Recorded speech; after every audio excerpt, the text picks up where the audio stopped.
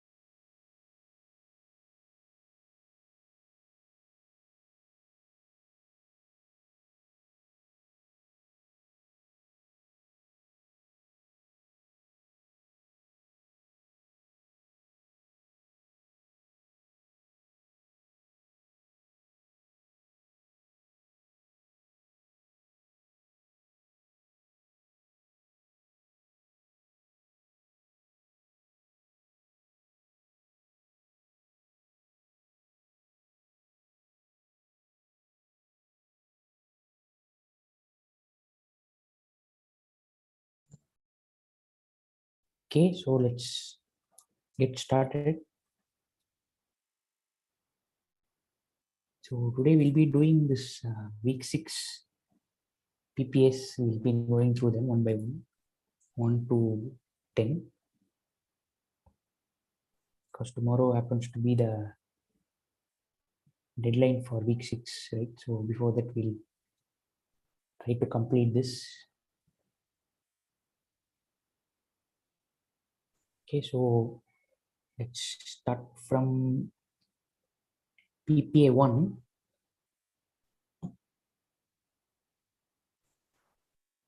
So you have to accept a sequence of words as input and create a dictionary with this condition, right? So with these keys and values, and so the way we'll do it is I'll request someone who has solved the problem to share the code. We'll discuss that code and then I'll present my version of the code if needed. So has anyone done PPA 1?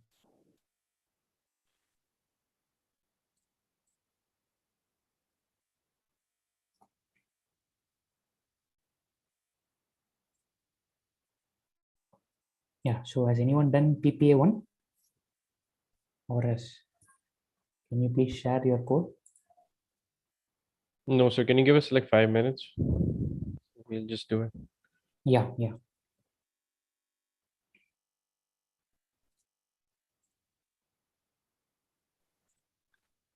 Sir, I had doubt in the dictionary part. Can I ask or what is? What we'll do is, as we go about solving this, we'll mostly the doubt will get clear. If not, you can, if you finish it early, you can ask your doubt. Okay, sir. Right?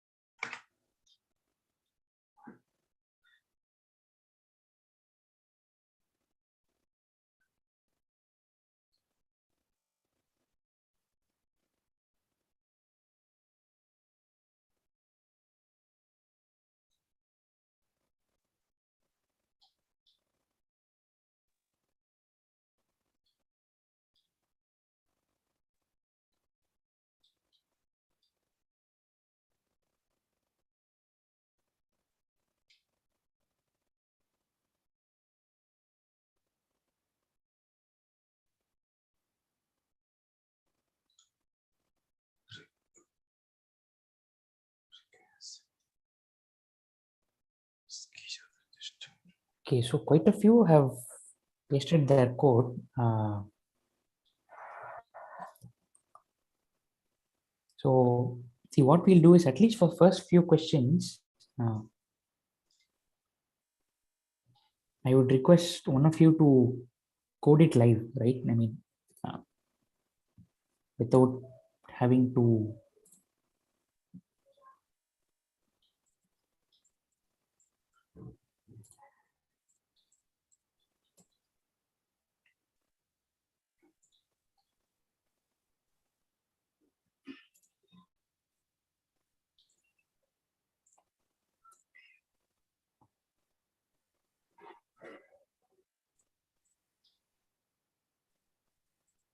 Okay, so would anyone like to come forward to share, type the code from scratch without looking at anything?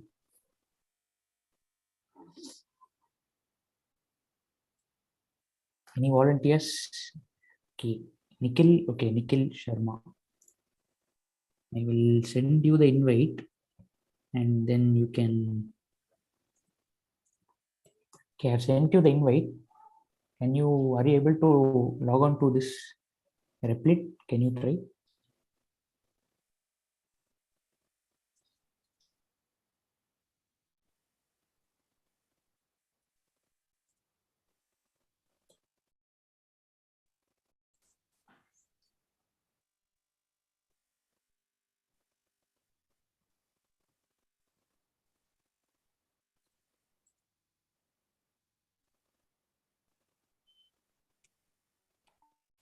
It's actually not opening. I don't know.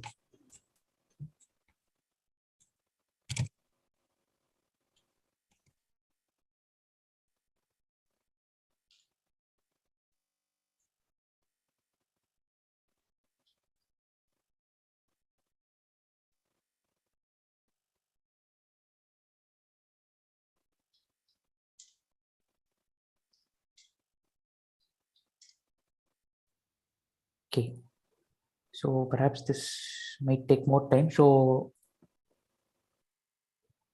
yeah, in which case what we'll do is we'll go code by code. I think that is probably easier and may save time. So I'll just pick up the solution by Nikhil because he shared it first, and then we'll go through other pieces of code. So remember what we are trying to solve. We are trying to accept a sequence of words and then create a dictionary where the keys are the words. The value should be how frequently these words occur in that sequence. Right. So an example test case is like this. And okay. So, or maybe we'll try this approach. So I'll go forward and present the code because I think that is also important from a blank screen, and then I'll share the solution that others have presented. Okay, so that might be that's a different approach. Let's see which one works. So I'll just start off with this particular test case and start typing, and then we'll discuss the other solutions. Okay, so you have to accept a sequence of words. So whenever you see this in your problem statement, you must immediately go for input dot split, right? And since the words are comma separated, you can split by comma. Okay, so that will give you the sequence. So a good way to name the sequence is words, right? Because we are looking at a sequence of words. So can someone tell me what the type of words will be? Will it be a string? Will it be a list? Will it be a dictionary? List, List. List. Okay, so this is a list of strings. So we need to store the frequency in a dictionary, right? So store the frequencies in a dict, right? So this is what get hold of the sequence. Okay, and this is, let's call it sample sequence. Okay, so far so good. Now the easiest approach that comes to one's mind is the following. So for you iterate through the words in the sequence, you pick up each word. So if the word is not there in the dictionary, right, you need to create an entry for that, right? So you need to create an entry. So create a key, right? So create a key, or could call it entry for the word. How will you do that? Dict of key equal to 0, right? And then you come outside the loop, come outside the if block. And then what you're saying is, I have seen the word once, so increment its count, right? So frequency of word is the frequency of word, right? I mean, exactly what we mean by that. Okay, so that is one way to update the frequencies of the words in a sequence. Okay, so what are we expected to do if we do this, and then if you create a frequency dictionary, that will be it, right? So we can just test run it and submit it to make sure it is correct. So 5 out of 5 passed, right? So this is a standard template for updating the keys in a dictionary, key value pair. So I'll just get rid of the comments and let you see the whole thing. Please take a mental snapshot of this. So when a key is not there, add the key and set the value to 0, right? Get outside the if block and then increment the count of that particular value, that particular key. Okay, so are there any questions in this particular approach? Yes, sir. So when you're executing the if loop, so what's happening here is, so if the word is not there, frequency will be 0. Otherwise, which means that word is available, and that's why we go to the next line. Is it frequency word plus equal to 1? How is that executing? So the way this works is based on the. Is it like a else one? Is that line like an else block? First line of no, that is exactly what it is not. So it is not an else. So what the idea is, every time you see a word in the sequence, you have to increment it. So that's the logic. So the logic of line number 9 now is, every time I see word, I have to increment its count. Okay, so every time I see word, I have to increment its count. That is what line 9 is doing. Now the only question is, for me to access this value corresponding to word, it should first be there in the dictionary. So this does what line number 7 now does is create a key corresponding to word if it is not present in the dictionary. That is what 7 and 8 is doing. 9 and what 10 is doing is something very straightforward. Every time you see word, you have to increment its count. Okay. If the word is not there, the initial creation of word within the dictionary is happening in lines 7 and 8, right? Yeah. So this will get executed once for each distinct word in the sequence. Yes, sir. Got it. Thank you. Okay. So any other questions regarding this approach? Sir, in line number 3, that frequency equal to dict means dictionary. It is initializing the dictionary, means words placed into dictionary, na? It is initializing empty. So this is an empty dictionary. This is an empty dictionary. Okay, frequency empty dictionary. But we can also like initialize the dict is equal to curly bracket only. Yeah, that is also allowed. So you can replace this with this also. So both are valid. Okay. Okay. So any other questions with this approach? Just There is to no add on, separate sir, step for. Sorry, I didn't get the. So there is no separate step for adding a key and assigning a value to that key, right?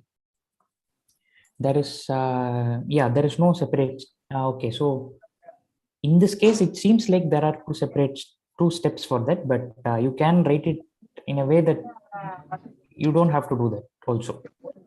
Okay, because in line number 8 says that creating a key and assigning value are done in one step. Yeah.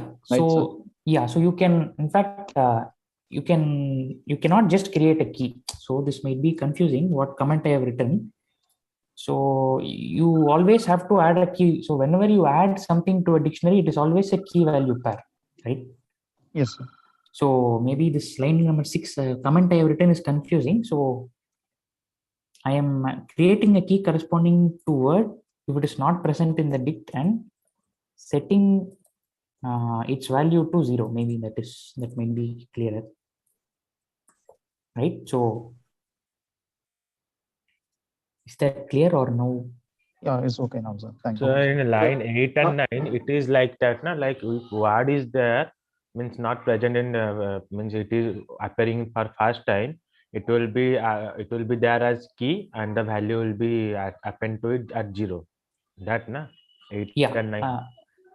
So that, see, the logic is actually starting with line 11, right? I mean, you have to first look at line 11, which says that every time you look at a particular word, you have to increment its count. So if this particular word, say, let's say the word is, say, mango. Whenever mango occurs in the list words, I have to add 1 to the count of mango, right? So that's what I am doing in line 12. What this if condition is checking is the key mango even there in my dictionary for me to update its value? That is what lines 9 and 10 are doing.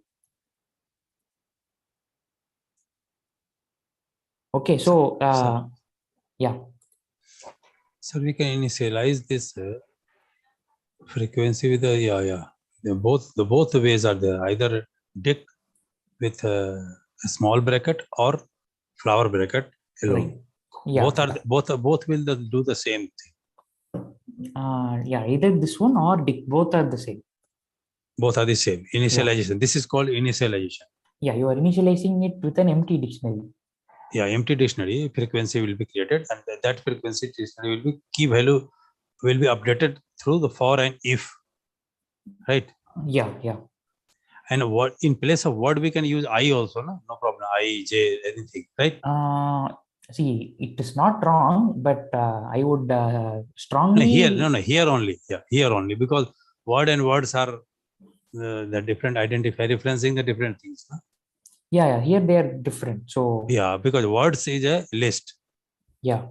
And word is in the count of that individual, right? In the list. Words is a list. Word is a single element of the list. Element of that list words. Yeah. Word is that variable, that element. Word is a variable and words is a list. Right? Words is Got it, sir. Thank you. Sir.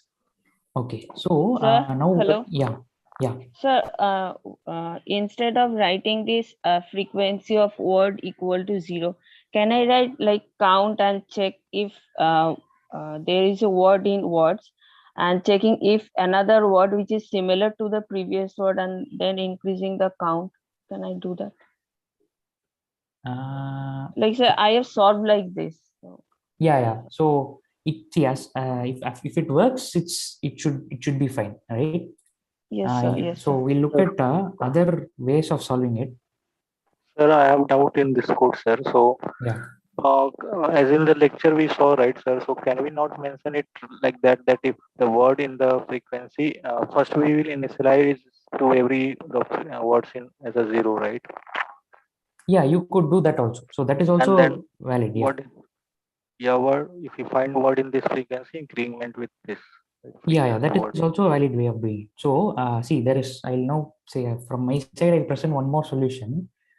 You can choose which one you like. So some of them are comfortable. So I'm very comfortable with this way of approaching a dictionary because for whatever reason, but you can approach it other way also. So for example, I could come up with an alternate logic which says that if the word is there in the dictionary, then increment its count, right? So if the word is not there, can someone complete this? What should I write in line 9? Then you can initialize same thing, right? So that 0, right? Okay, let's We see. can initialize it to 1. Okay, so we have to do 1 here, right? So that is Yeah, important. one. Yeah. Okay, so some of them are comfortable writing it this way. If the word is there in frequency in the dictionary, then you update its count. If it is not there, then you are seeing it for the first time, so make its count 1. This is the second way of writing the same thing. Okay, or as you suggested, we could do for word in frequency, sorry, for word in list, in that list of words, right? So words, I could do frequency of word equal to 0, right? So I'm just setting the count to 0 for all the words, and then I can again loop over all the words, and then say frequency of word plus equal to 1. But the only thing is that I would be looping twice, right? So I'll be looping through words 2 times in order to update the counts, right? Instead of that, I can do it in one loop itself. Okay, is that clear? Is that part clear? What is happening here? And Why this is 2 times the frequency of word in words? Only one time it will work now. yeah, that's what I'm saying. No. So someone else asked earlier that can we do it this way also, where you go through the list once and update the frequency to 0, and then loop over the words again and increment its count. This is also not wrong, but Okay. 0 or the number of counts. yeah. Either 0 or number of counts. Yeah. So I think I'll just quickly present some solutions, some other solutions. Then here it should be for words not in words. Then frequency word should be 0. No? For word, so here No. you are just setting the key to word and corresponding value to 0, right? Sir, can we iterate through the values in a dictionary? Yeah, we can do that. Just give me a second. I am looking for some other pieces of code. Okay, so this is Nikhil Sharma's code. Okay, so see, that's what he has done, the latest approach. So yes, this is what I think Sir mentioned in the lectures. So you get hold of the words, and then you extract the set of words, and then you create the key for each word in this set, and then you iterate through the list words, right? So this is also a valid solution for word in words. Okay, so he created shall set. we move on? He created set instead of list. So in set means it is like not repetitive, na? That's yeah, right. Okay, so shall we move on to the second problem? Yes. Okay, so second PPA.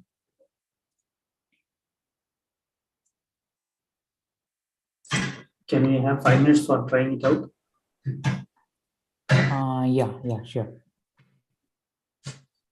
So once you are all done, please raise your hand so that I know when to start.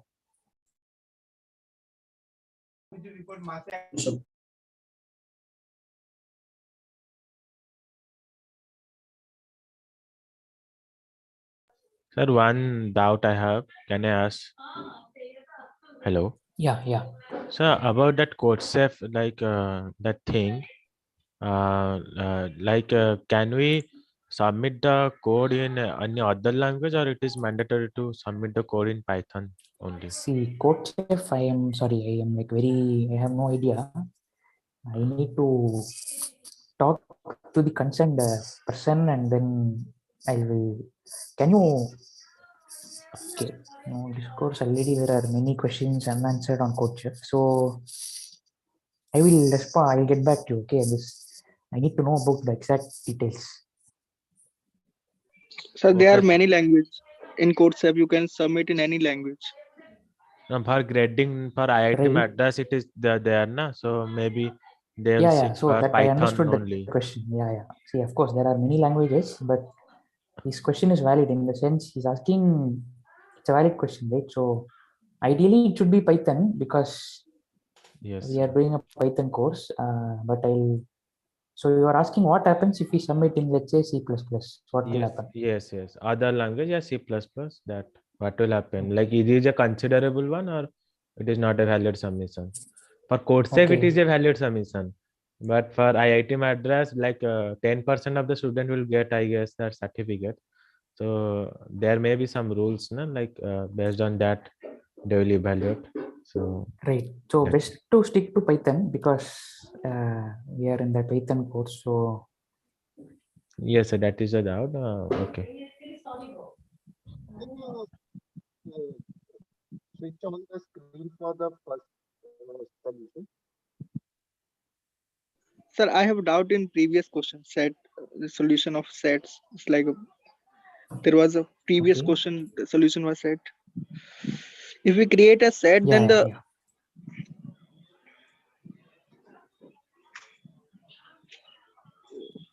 Yeah. no sir, the What is the solution where question? we declare a set, not Oh, that yeah, yeah. yes sir. If we This one, create a right? set, then value should not be repeated, and value is not repeated, then frequency is always going to 1. Yeah. So the set is being used only to create the keys in the dictionary. For updating the values, only the list is used. Okay, sir. Yeah, okay, sir. Okay. Yeah. All right. So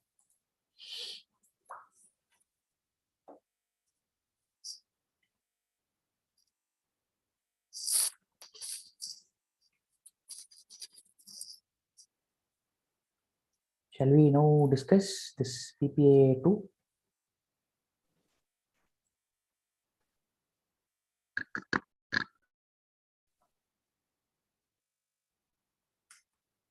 So you all know that the deadline is tomorrow, right? Tomorrow for this. I mean, tomorrow only, right? For this, for all these GRPAs. Yes. Yes, Right. sir. Okay. Sir, is there any issue with the PPA 6? PA 6. Actually, I have submitted the correct code, and even after submitting the code from PPS feedback, some error is shown. Okay. So we will discuss. Okay, sir.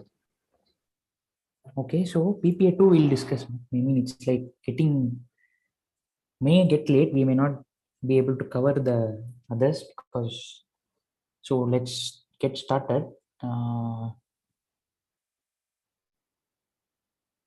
So accept a positive integer as input and print the digits present in it from left to right. How would you use dictionaries to solve this problem? Right? So that is all the question is actually. So what I'll do is I will just write what all of you say or what some of you say. So what do you think should be the first line? That is an input, na? So list as a list. We can take as a list. So can we input a dictionary also with like 0 and word 0 and all? Yeah. Positive integer, we should accept first the integers. N is equal to int input. Okay, n equal to int of input of. Okay. Yeah, So the first line should be this like that. Okay. So what could be the next line? And So we can convert this this into list. Okay.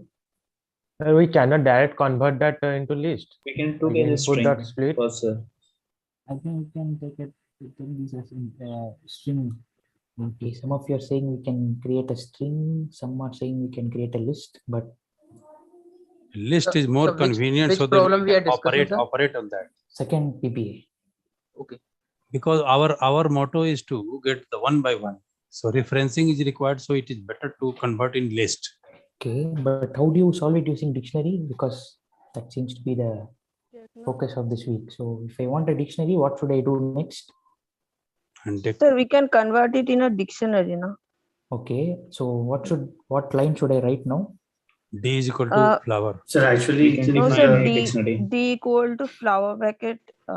Key should be the integers like 1 and value should be the string ONE. Okay, good. Okay, next what? So Next, like 2, 3, and 0. okay, all right. So let me first do this. 4, 5. Sorry, sir. I just joined now. May I know which question you're working on? We are on second PPA. Sir, Okay, 0 thank you. is not there. Yeah, we will get to him. So Mr. 0 is coming right at the end. So 0. Okay, so I have done 2 steps that you have asked me to do. Now what else? Now you can convert that number into string and traverse through it and print. I mean, map that to the dictionary and print. Okay, so how do I traverse through the dictionary? First, we can convert this to What are the string strings, for easy. Yes. Okay. So So n which one? equal to. So convert to strings and read each digit, each string, so one by one. Make it a split into a list of strings. Sir, we can use for I in n. Okay, so then I don't need to, shall I get rid of the int of input of? Yeah. Yes, sir. Yes, sir. We can, no int required. Okay, so For x in. okay, so just to be, since we are reading character by character, I'll just say for char in character n. in n. Okay. First, Sir, if these are in D. If char in D. Char in D. Okay, I'm going to write But whatever sir, you in say. that case, we have to make the keys also as string, right? Yes. Of the dictionary. Okay, good point. So Yeah, it is indicate. Either that or we have to convert the character into int and then compare. okay, I'll do int of char then, as you say. So int of Int char. of correct in D. If Yeah, I need to check that, is it? No, sir, we don't need to check. Directly we can print, right? Why we need to check? Okay, it's a good point, right? Why do we need to check? I also am asking the same question. Why do you need to check if int of char in D? See, you have already We don't need to check. Yeah. We don't need to check. No need to check here because we have to do for all. All right. So we just go ahead, right? We don't need to check because we only created ourselves, right? 1 to 0, 0 to 1, I mean 0 to 9. Yes, sir. Yes. Right. So d of char. Now what should I do with this d of char? Sorry, d of int of char. Print it. Just need to print this. Okay, let's see. Okay, so that is, it turned out to be too simple a problem. But the idea of this problem is to make you create this dictionary. So the crux of this problem is in knowing how to create your own custom dictionaries. Right? D of I didn't understand this print D of int of char also. Int of okay, the keys are here int, integers, yeah. But we can just mention as if you are writing it out as 1, 1 and 2, by default dictionary will take this as integer, is it? No, right? I mean the dictionary or any other data structure, they are very sensitive about the type. So if you just do print of d of char, it will say, okay, so what will it say? If I execute it, what error will I get? Sir, if we had done like the keys are also can we run strings, it, sir? then it would have worked, right? Can you run it and check, sir, if it gives an error? No, it won't work. It will throw an error. I want to know what error it will throw. Sir, can you please repeat your question? Key error. Okay. Type right. error. Okay, so what the question is, if I run this piece of code without converting the char to an int, what error will it throw? So I got 2 answers. One is key error, one is type Maybe error. data type mismatch or something like that. Okay, others, what are your thoughts? What error will I get? Name of the error, exact error. Key not found. Okay, right. So I have some. The Some name default error, na? data type of key is Name integer. error, na, No? sir? Let's see, right? Let's see. Okay, so it throws a key error as one of you pointed out. So key 1 is not there in the dictionary, right? So the string 1 is not there. So whenever you are either in your exam or you are working on an assignment, it is a good practice to become familiar with these error names, right, and what they mean. So in your exam, whenever it says key error, then you must immediately know that you are trying to access a key which is not there, or maybe you have put a key there which is of the wrong data type. So this is one way to debug your code during the exam, right? So that is why we convert this to integer. All right. Okay, so I'll just go through the solutions that have been presented. So it is okay, sir. Only this line will solve, no?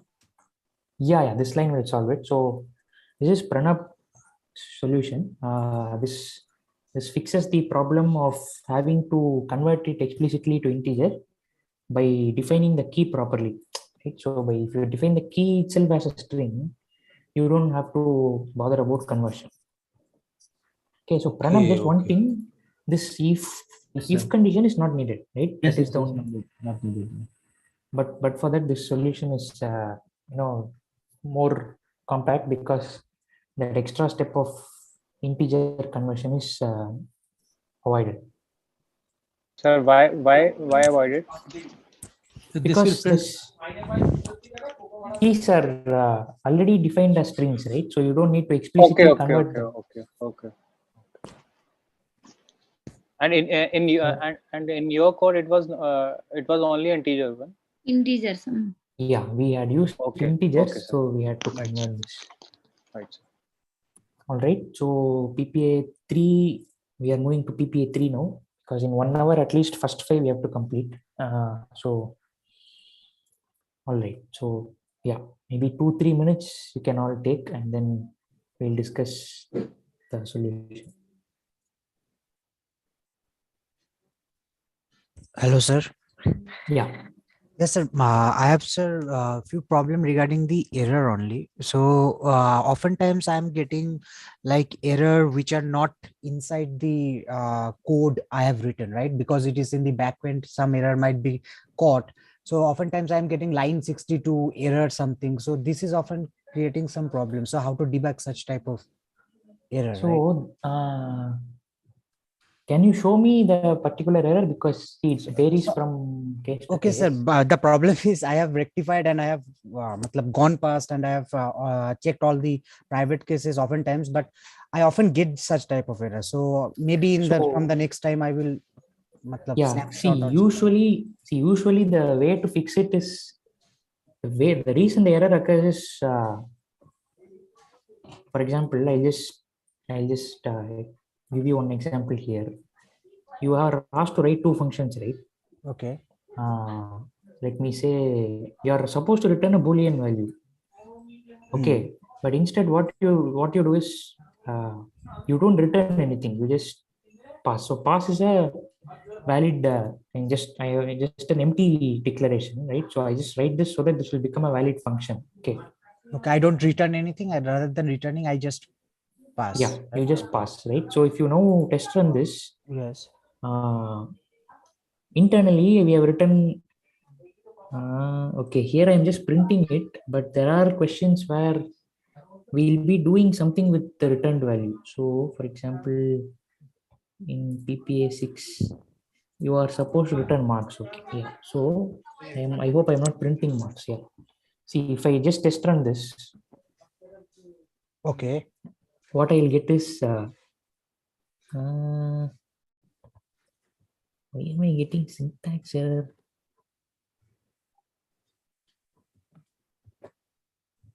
Oh,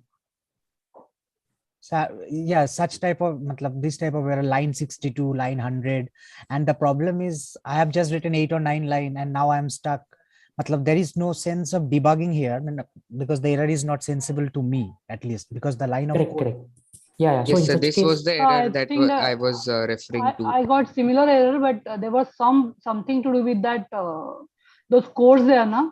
Yeah, matlab, down the line. Just remove those codes and I mean I Yeah, the remove the codes predetermined and codes it are- just disappeared. I don't know how. Matlab, actually, the errors are coming in the heavier code, in PPA 9, 10, or in the GRPS. correct, These correct. simple codes Yeah, are yeah. not. I'll give you one way which you can try out, but this error is kind of looking dangerous because Yeah, it's weird. how did you solve it? Whoever solved this? So I think there are codes now. At one place there are single codes in the comments, and at the other place there are double codes. I think it's because of that. Actually, sir, yeah, matlab, or this could be the case, and oftentimes we write something and we don't execute, and this type of error often shows up because end of something. Yes, sir. Yeah. You see that just go up and see the check those things. Oh, this is It's the because of okay. that. Yeah, Because yeah, I yeah. saw that I Yeah. removed that part and it worked. Okay, okay. So it is outside the codes. Okay, So okay. it could be that type of. Yeah, yeah. So we have what? Okay, here the mistake is from our side. In this case, we should have closed it with the same double quotes. That is why. Yeah, but I'll give you a better example of what to do when something like this happens. So this particular instance will not occur, but something similar will happen. So see, for example, if I do this right, I'll get an error that I am. See this. See, none type is not iterable, right? That's what it says. Okay, Yes. so what is actually happening is when you get something like this, you have to immediately go and check if you have written something. Usually, right, in 90 out of 100 cases, it would mean that you have not written whatever the function is asking you to return. That could be one reason. The other is you might have made an error with respect to the data type of the return value. So if they are asking you to return a list of tuples, maybe you're returning a list of lists, or maybe you're returning a list of tuples where both are integers. So stuff like this, mostly that will be the error. But yeah, I understand it can get tough. Yeah, sir. Matlab, it takes away all of, in our lavish room, we don't need to have such time. But in exam, if such Right, type right. of thing crops up, it always eats up most of the time. Matlab. Right, yeah. Okay, we'll see what can be done. Unfortunately, this is how the system is designed, and we have to. And such answer by any way import PDB and such type of debugging is it workable in the portal? No, so PDB will not work. We in fact tried it last time. Okay. So thank you, sir. Yeah. Okay, so we will now look at the solution to this problem. So what we have to do is we have to accept a key. Accept a dictionary and variable key as arguments, and very simply just return true the variable keys there in the dictionary and false otherwise. Okay, so let's first try that is key function. Okay, I push this down. Okay, so can someone tell me what should be the lines of code that should go in here? Anyway, there is a function itself for checking statements and everything. Okay. We have, let's say, if you want to check key, one second, sir, let me complete. If key in D. Key in D. D dot key is I think, no? There is a function method keys. So okay, if key in keys, then true, otherwise false. Okay, you will return true. Else false. Okay. So let us spend some time. So this is correct. Return false. You can directly return false. So else return false. Sorry. Yeah. So now so there are many questions that will crop up now. D dot keys also we can mention. That is the actual keys is in the method. Right, but not necessary, right? This is like this is more simpler. Okay, so by default, it is able to understand that even if we give the dictionary name, it will take the keys. Is it? Iteration will always be through the keys. Yeah, it will always be through the, I mean, if key in D means you are essentially asking is the key present in D or not. Okay. Right? So now certain questions. It will not traverse. Na, in dictionary, it will not traverse. It will that means it will that find out that key is present or not. Right, right. Iteration will be not there. Okay. Yeah. So my code is not passing all the test cases. I mean, private test cases. Okay, yeah, we will come to your code. Please paste your code so that we can take a look at it. I think here there is no need of else. You can directly return. I will check that key in D. Return Yeah. key in D. Right, one second. So see, someone asked whether it is iterating or not. See, how exactly key in D works, let us not go into that. Maybe it's actually iterating, or maybe it's finding this in operator, how it works, we don't really know. Okay, but the result of this will be a Boolean. That much, if you know, it is enough. Right, so maybe it's internally iterating through all the keys. Right, so how the in operator works is something we'll leave it out for now, but it suffices to know that this particular operation checks if the key is present in D or not. Okay. Yeah, so there are improvements, as many of you have been suggesting. So many of you feel that you can just get rid of the else. Is that correct? Yes, sir. Yeah. Okay, why is that correct? No, sir. No, it's not correct. Okay, why is it not correct then? So it's correct. I Correct. think So once it will work. No, It will no, work. sorry, sir. It's correct because if return true. Sir, it will return I true think it's again. It will correct, sir. return false, na? No, No, sir. once it is returned true, then it will not go Yes, ahead. once it is returned to, then the Because function end. Yeah. indented is good indented, so it will work. Yes, sir. Yes, it will work, sir. Okay, It's right. So this itself is enough. Due to indentation, it will work. No, it will come out and it will consider it as a separate statement. Yeah. Right. Okay, so this works. Now, someone else pointed something even more simpler, which is Suppose we indent this return, sir. Return key in D. Then it will not work. Only this will enough. Yeah. Return key in D. So, Atul, right? I don't know who said this. So does this seem simpler? Yes, it's simpler. Yeah. Okay, so this is just a one line. So key in D is a Boolean, right? So key in D is Boolean, as I said before. Returns or evaluates to a Boolean value. Okay. Right. So if it is true, then that you will return. If it is false, then you will return that. So essentially, you have to return whether you have to check if key is in D or not. So this is a one line code. This key in D is a Boolean. Key in D evaluates to a Boolean value. Okay. Right, because that is what you are doing, right? Earlier, what you did is if key in D return true. So what you did here was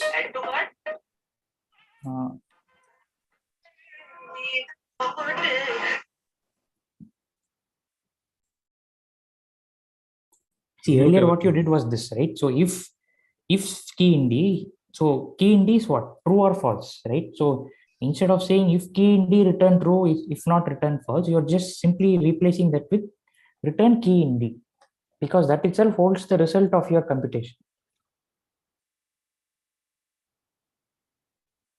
Okay, I hope everyone is clear with this. Then key in D, sir, this should be in bracket or without bracket? Okay, so it need not necessarily be in bracket, but suppose we keep in bracket, then yeah, this is more readable, you could say. So earlier one, maybe there was some confusion, but this is more readable. So you could maybe stick to this.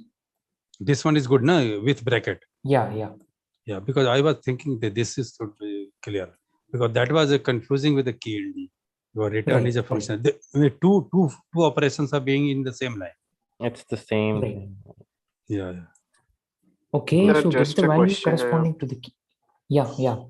So just you said now that key in D is always Boolean, but it kind of Right. depends on what we are writing before, right? For example, in list, if we write for I in L, that's going to traverse through the list itself. But when we are writing if I in L, that's going to check that. So is key in? Yeah, but there the for is an important keyword that you're adding, right? So for and if are going, so that is for key in D. So that construct is for key in D, right? It's a different construct from just saying that key in D. So as a standalone, this is a Boolean, always a Boolean, right? As a stand. Okay. Yeah.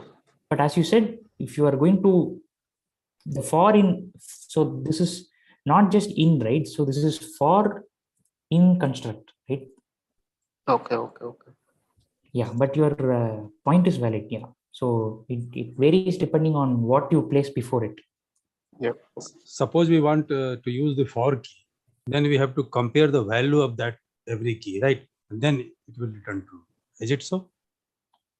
No. So Avinash, his question. Suppose we don't want to use if, we want to use for only. No, we don't want for here, right? So we will either use if or we'll just say key in D. Okay, sir, fine. Yeah. But sir, can we use for? Means, can we do that using for? Not needed, right? I mean, why would Yes, you? I know not needed. It will take all the iteration. It will take more time complexity. But can you take or not? Like, yeah, you can do it using for. Yeah, you can do so. You can loop through the keys. If KW return false, so you could write this longish code also, right? This is also valid.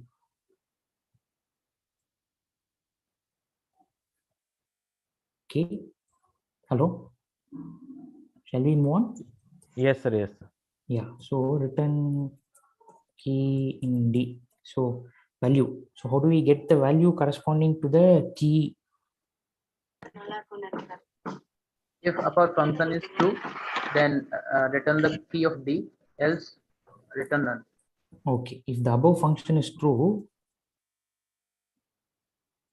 what is that? D comma key, right? So D comma key. Then what should I do? Return the key of D. Return the value, right? To return the value. If not, Return none. We return none. Okay, so I hope this is also clear. See some string. None is a string. Oh, right. Okay. Okay, so let's just make sure it works and then move on. I am not subscribed to this course. Okay.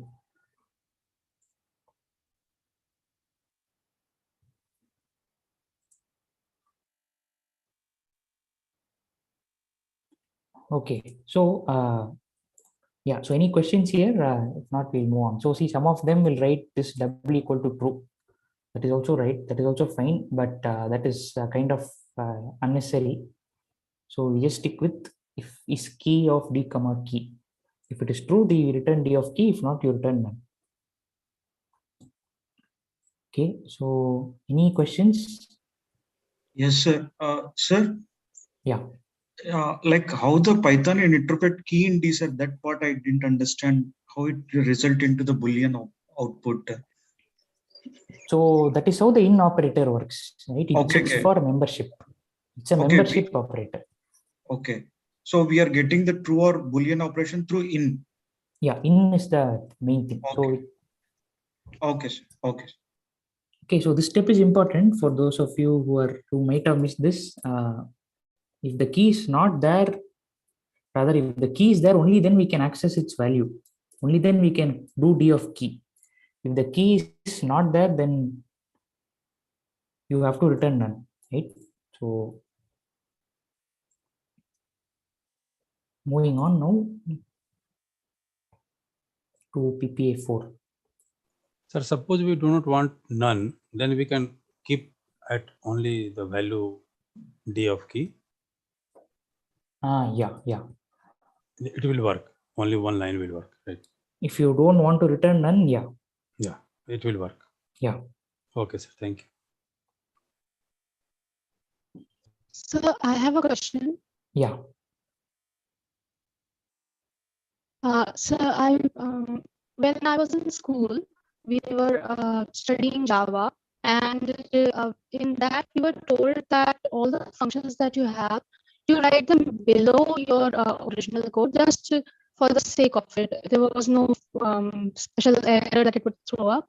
How is it? I mean, what do instructors usually prefer in Python? Okay, write functions below what? I didn't get that part. The main code. I mean, you're calling the Function functions. should be in below the main code. Okay. So Yes, see. like when I'm calling the code. Yes. Okay, so typically in Python, we want functions to be defined above the main code. So for example, if I have there is a reason for this. So if I have a function, say called foo of something, right? So okay, let's say square of x, and it returns x square. So I typically want, if my main code is coming here, right? So there is a way to write main code in Python also, but we have not introduced it so far. So I would typically want my functions to be above the main code. So this is how we would want it in Python. So, but sir, how does it matter? Like, means, is there will be anything like if you write that code in below? Yeah. So if you write this code below, what will happen is it'll throw an error. So if I write this like this, it'll throw a name error. I think it's a Python bottom top approach. It is Yes, top down I approach. understand, sir. Can we do that like in import way? Import you can do, but typically I think what the question is about, see if you are talking about functions defined in a particular .py file, it is always better to, it is not just better, but you have to define your functions before you call them. So this is wrong and this is right. So is it because of the interpreter, sir? Yeah, interpreter executes the code from top to bottom.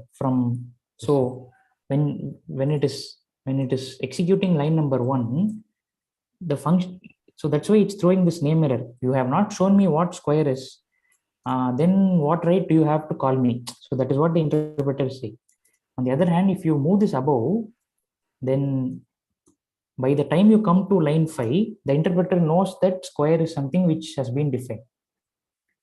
So function definitions should always precede function calls in Python. Sir, it is a language dependent, no? Like programming language dependent. Yeah. Okay. Okay, so value to keys, get all keys that have this particular value, right? And you have to return it as a list. Okay, so, and if that particular value is not there, I think you have to return none, right? Is that mentioned, or? Yeah, it should return the empty list. Okay. All right, so how do we approach this? Someone tell me what the first line of the function should be? And declare an empty list first. Okay, I will declare an empty list. Then we can traverse through the dictionary and okay, let me go through the dictionary key by key. And then check the condition. If D of key equal to that value, then L dot append key. Okay, L dot append key. Okay. Then we can return L. Nice. Okay. So that is short and sweet. We also print dictionaries, dictionary item. But you should have the empty list for, you have to have an else. I have put an else in case test case was passed actually, but I thought you have to put else and then return finally, because otherwise Empty list will not be done. Okay, I would say that else is not required, but can you tell me why it is not required? Okay, anyway, since we are initializing L, if it does not execute in if, automatically L empty Right. list will be returned. Right, exactly. So we can get rid of the else because we start with an empty list. Okay, so let's run this. Sir, can you repeat why else is not required? Yeah, so since we, once again, I'll make sure it executes. Okay, so since we are starting off with an empty list, if there is no key for which the value is this particular value, then I will never enter the if block. So I will never append anything to L. So when I come out of the for loop, L will still be empty, right? I would not have appended anything to L. So it stays empty. Yes. So just a general query is Sir, in like last class, general query. Yeah. So based on the like if you're looking at the optimization as a coding practice, so here if let's say we include else, sometimes we might include else. So will the code be like wrong or the output is the same? No. Because my test cases are passing. Only thing is I included one else actually. Then after seeing your code here, I just thought, okay, yeah, this is also like much more effective. So if we use else, No, so there's no problem. Okay, not lose any marks or something like that. Right? Yeah, no. Thank you. Sir, in last class you said that key comma values we can also iterate through the loop in D.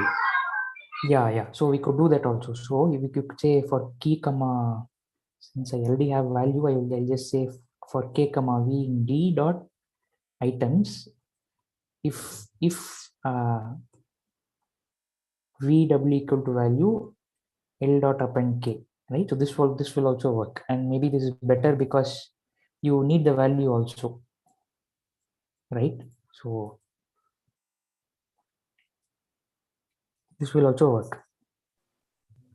Any questions? Yeah, how this one last one?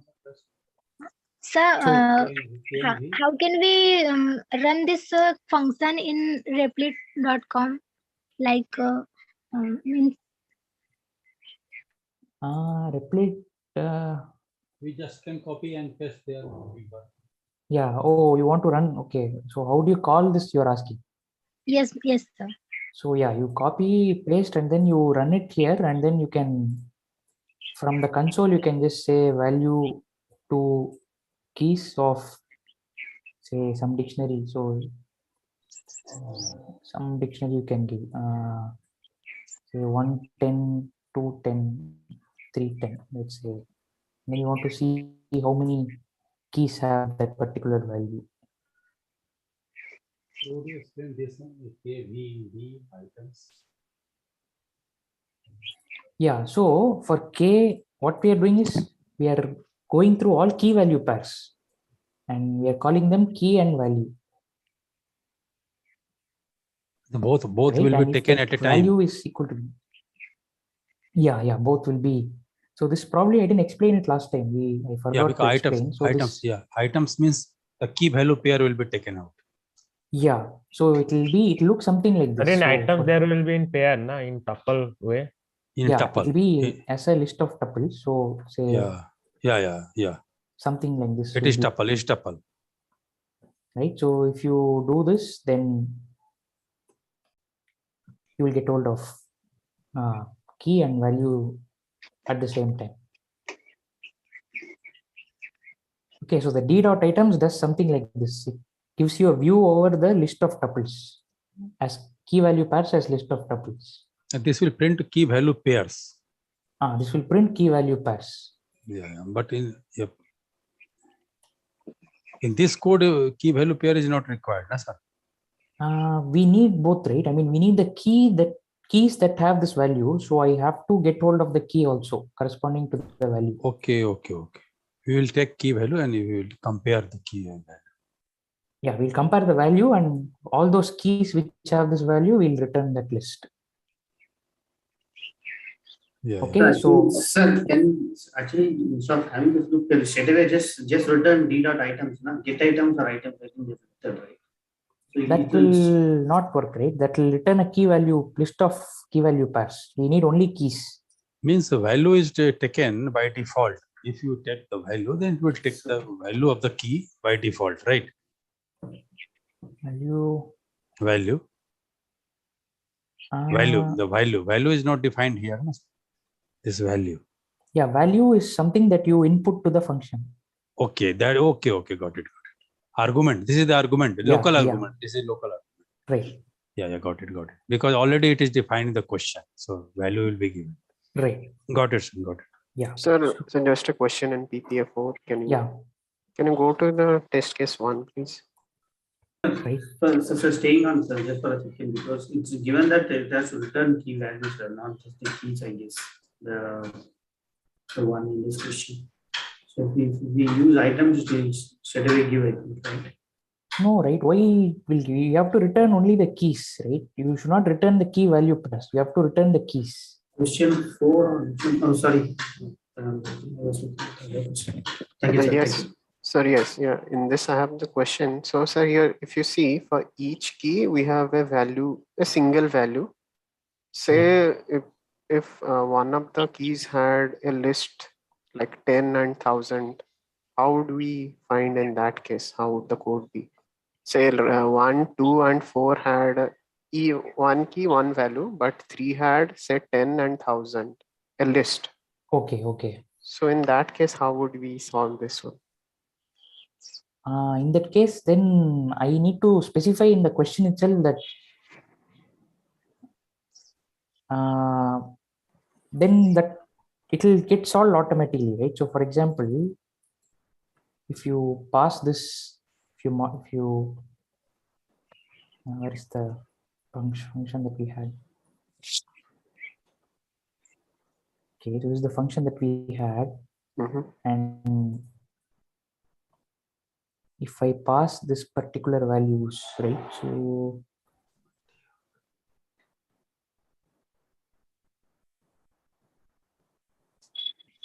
say I have 10, 100. Yeah.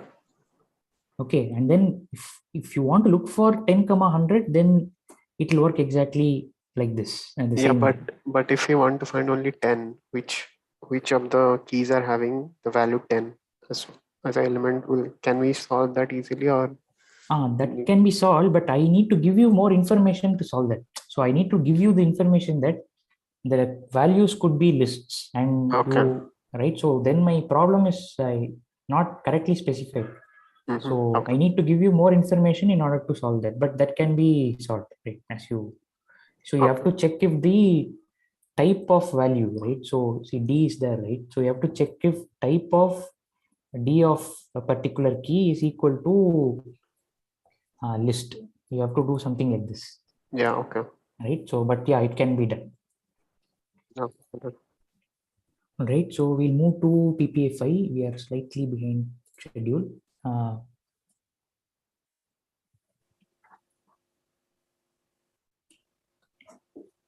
Okay, you have to go from a dictionary to a list.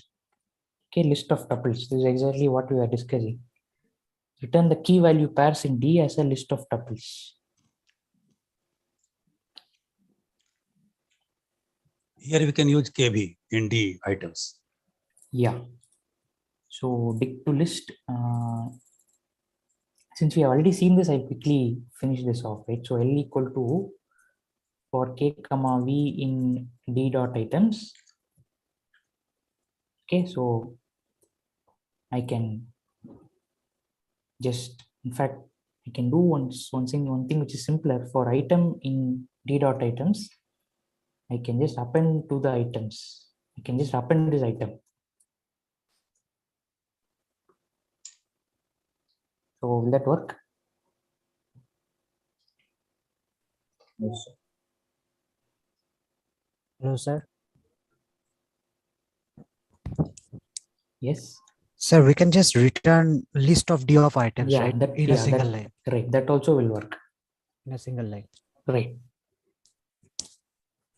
Okay, so that also will work. Alternate solution will be just to return list of D dot items.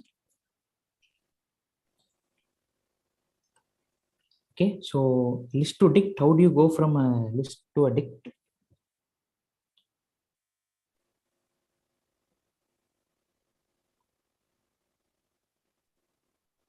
So what exactly do we mean by list to dict? So the list is a tuple, a list of tuples. Okay, d of x equal to y. Okay, so list of tuples. So let's see, how will you do this? Can someone tell me the starting point for this? So we can take a empty dictionary. And Okay. then key value pair in L. D Oh. of k equals to.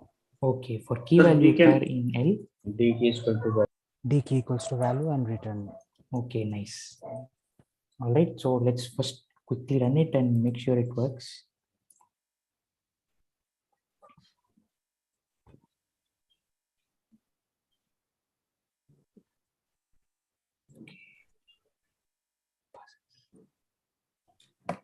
Okay. What so the last one, sir, for last D. Sorry? The last dictionary. Okay, the empty dictionary. Yeah, so any questions in these two solutions? These are like pretty straightforward. Any doubts? Sir, can you please explain again, sir? What is the second list one, to sir? dictionary, sir? Yes, sir. Yes, sir. For, List to for dictionary key is value in L, sir, what is d of k equal to value. Okay. So see, this is a way of iterating through a list of tuples. So this, if you remember in last session, we discussed about this unpacking of a tuple, unpacking of a sequence, right? So if you have something like 1, 2 is a tuple, then I can say a, b equal to 1, 2, right? So if I say a, b is 1, 2, and a is 1, b is 2. So the nice thing is, if you have a list of tuples like this, like 1, 2, 3, 4, 5, 6, let's say, I can loop through them in this manner.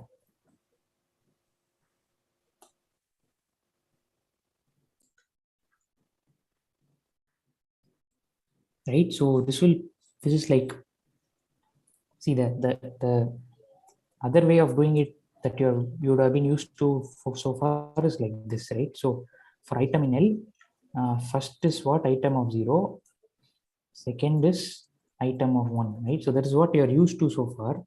But what I'm saying is you can do this directly, right? So these two are equivalent. Sir, you mean to say this will hold the first and second item of the first element? It Like will one hold and the, two? yeah. So each element is a tuple, right? So first and second will hold the first and second components or elements in that tuple. Okay, so Sir, efficiency wise also it will work now properly. Item 0 and item 1, if I do that way. That also is fine. Yeah, item 0, Okay. item 1 is fine. But so you must also be familiar with this. So let me just draw one horizontal line just to differentiate these two outputs. Both are the same. Both print 1, 2, 3, 4, 5, 6. Right? But this way of accessing is slightly different from this way of accessing. So that first second thing, if there are suppose 5 elements in one tuple, then I can give that first, second, third, fourth, fifth as also in that Yeah, case. you are. Yeah, the only thing is you can only do this second case when there are uniformly that many elements. So for example, right, this will also work 5, 6, 7, and you have to make sure you do first, second, third, right? And this will work. In case there are no uniform elements, then I have to take it separately and use it like another iteration like that. I have to do it, right? Yeah, you have to go for this one. This is better if they are unequal lengths. Okay, just item and okay, fine. Okay. Sir, one more question here. Yeah. Can you show the if we have, sir, if we have list over here, inside the list, then also it will work. So this will work for any sequence. Yeah, this Okay. will work for a list of lists also. So it doesn't mean like what kind of variable we are going to hold. It will work, right? It will work for all kind of variables, right?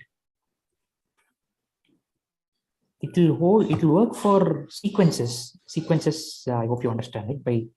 So tuple list. It will work. So can we see the second code? Second one list to dict. But we are not sure how many entries are there, right, in the list. So how do we do it? Why do you need to know how many entries are there? Because you are giving key value in L, right? Actually, L is a list, right? From list, we have to make a dictionary now. Now, if you say key value, the example that we are just now seeing, when we knew beforehand that there are three tuples which with two elements in each. So then we can have for loop saying that for let's say FST in L, and then we are saying dictionary of key equal to value. But here in the list, we don't know how many elements are there, right? Actually, it's a list of tuples. So we know there is two elements in a tuple. Yeah. So two elements in a tuple, that is okay. But how many? We are unpacking only tuple. So the question has already given that. So each element of L is of the form x comma y. So there are only two elements. Yes, sir. Yes, sir. But we have now to create a dictionary, right, from the tuples as key value. Yeah. So we need to have all the tuples, right, not just first tuple. So Yeah, this will give you all tuples. I'm not looking at only first tuple, right? I'm looking at all tuples in this list L. So key value in L means it's how does it actually see how Python processes that? I didn't understand. Key value in L. We are giving just key value in L. L is a list of tuples. Yeah, but you are missing the for. Yeah, that's what. Okay. So first key value is first tuple. Yeah. Second key. Okay. First tuple is for key value in L means the first tuple is taken as the key value, first key value. Yeah. And the dictionary D of key equal to value. Okay. And then the next iteration is the second tuple, which is key value, right? Yeah. Okay. Okay. Thanks. Sir, in this code, means in which line that key creation is there? Like in 25th line or 24th line? 25. So key is just a variable name here. So 25 is where the actual key value. Key value pair means key value creation is there. Yeah. Right? Yeah. Okay. Hello, sir. So just to go back a few slides back, where you discuss the difference between the two methods, right? The key value in L and item, right? Where you wrote. Yeah. So just, sir, you just told if there were the list inside the list are of unequal length, right? Right. Then the second method will be inefficient. I get it. But the first method, we have to use two loops, right? Matlab, by using just one loop, it will not be efficient. It will not do the work. Yeah. If you want to print, yes. If you want to print all elements of that inner sequence in one line, you have to use a second loop. I have to get the length and then I have to right. Yeah. Thank you. Okay, so PPA 6 is where things get slightly tricky. So okay, so this is a course data set. Okay, I mean, you will keep seeing this throughout the course from now on. It is very similar to the CT thing that you saw. Keys are all strings. Every key is a string. Value depends on what the key is. So if it is city, then value is a string. If it is marks, it has to do with marks, then values are all integers. Okay, so you have sequence number and all subjects, the values will be integers, and name, gender, and city will be strings.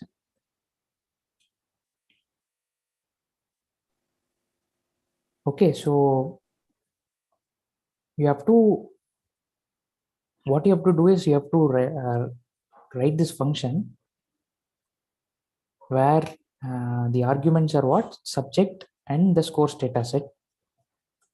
And you have to return the marks scored by all students in this subject as a list of tuples. Now that may be a lot of things to take in. So is the question clear?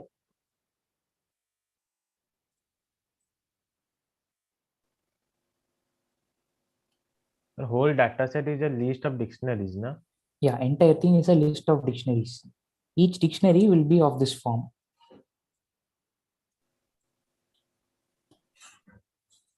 Okay, each dictionary will be of this form. If you, in the exam, if you are kind of not then sure. in whole means whole database, then what will be the key?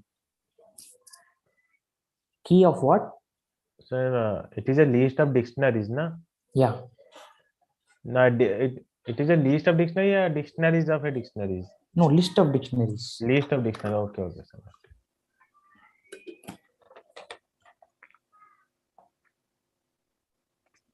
Okay, so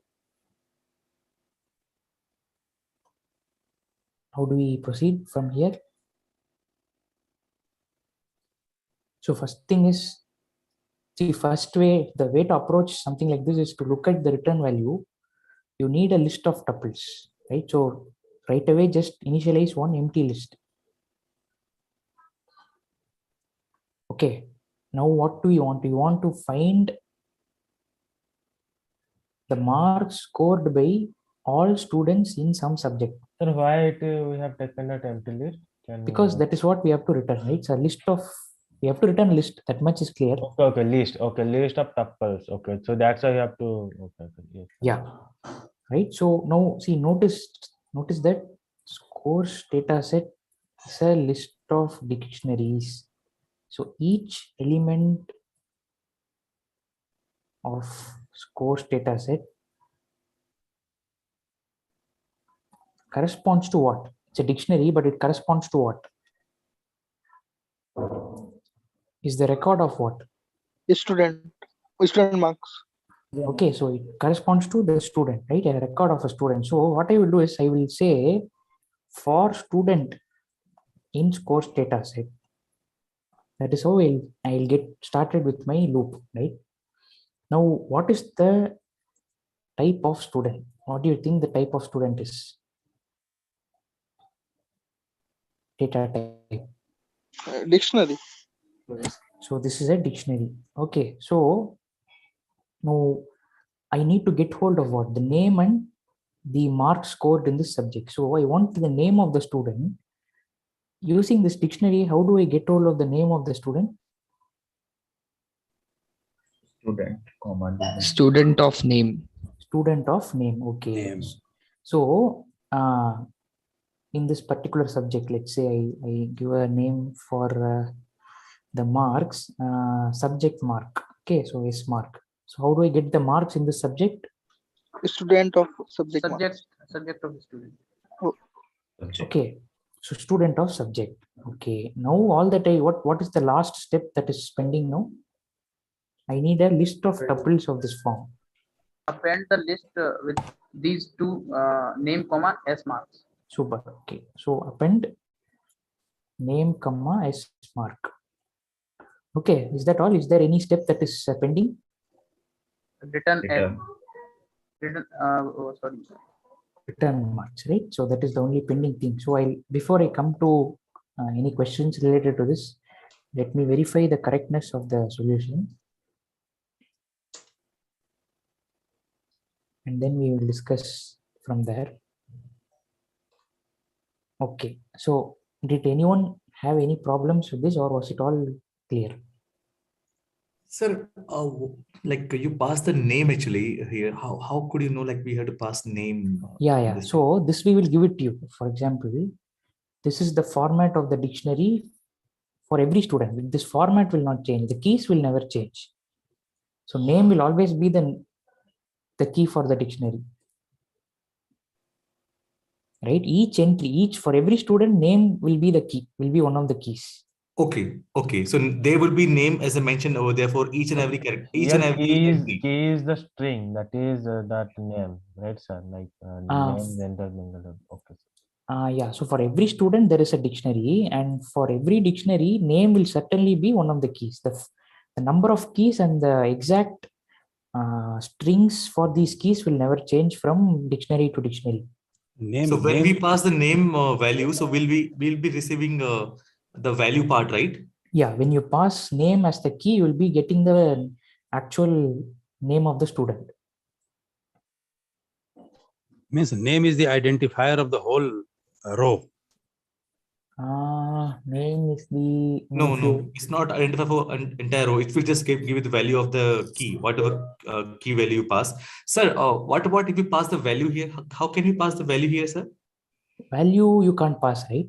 Which value are you talking about? Yeah, suppose I just know the value. I don't know the key.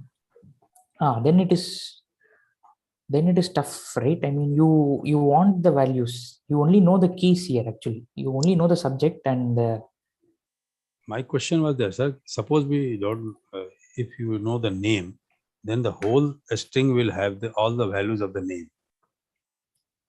If you have the name, The name is the identifier. No. Name is not the identifier, right? So, see, I'll just print one dictionary and show what. Yeah, please, sir. Yeah, this one. So the name. this is, let's print scores data set of 0. So in the exam also you can do this. If you are not clear what is happening, you can print inside. one of these values and see what is happening. So this is one dictionary. Let me copy it and paste it here itself. This is how you do it in the exam also, or you can do it in the exam. Okay. How? Okay. So this is the dictionary. This is how the dictionary looks like.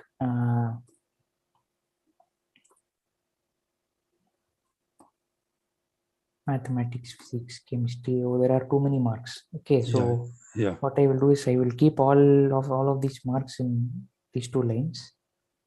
So this is a dictionary. Okay, and what I am saying is, if you look at one dictionary, that is how all other dictionaries will be in terms of the keys. So sequence number will always be a key in every dictionary. Yeah. Name will be a key in every dictionary. What will change is the value. In one case it will be Danny, in one case it will be something else. So because it corresponds to a different student, right? So each dictionary is the record of one student. Yeah, that's what I was telling. Suppose the key is the name Danny, means the whole sequence number 0, gender M, city Chennai will be fixed. Because the Danny is having the same values for all the keys associated with this sequence number 0. Yeah. So the whole dictionary is associated with one student whose name is Danny, whose sequence number is 0. Yeah, because other keys, suppose we take other keys like Chennai, then values will change for others. But if you take out the Danny, then all the values will be same for Danny. Yeah, but Chennai is a value, right? So city is a key. Chennai is the value for that city. Yeah. Sir, sorry. Can we iterate over all sequence numbers? I mean, so how do we do that? I mean, each student is a dictionary, right, sir? Yeah, each student is a dictionary. So we just have to do it. Just as a list, we are basically only iterating it through the list. I mean, I am not able to, sir, see what is the significance of the sequence number. Can we identify each student with this sequence number only? I mean, how do we do that? I think, sir, in this function, the dictionary is given, and for that dictionary, we are trying to find the subject and the name. Yeah. So see, sequence number is in this case probably not useful because you can't iterate over the sequence numbers here. Reason being, your list, it's a list of dictionaries and not a list. It's not a dictionary of dictionaries, right? Yes, sir. Got it, sir. Right. So any other questions regarding this course data set? Hello, sir. Yeah.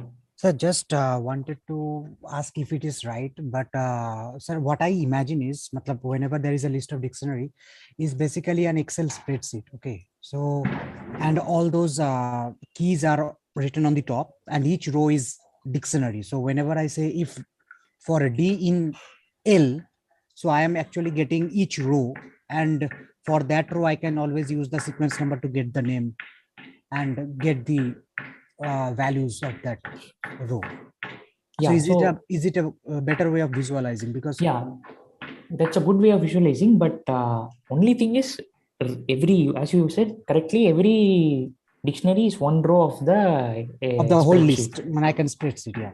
Right. But why do you need sequence number? So for example, if I can also eliminate this key, right, for this problem. I will be eliminating one column in that spreadsheet. Yeah.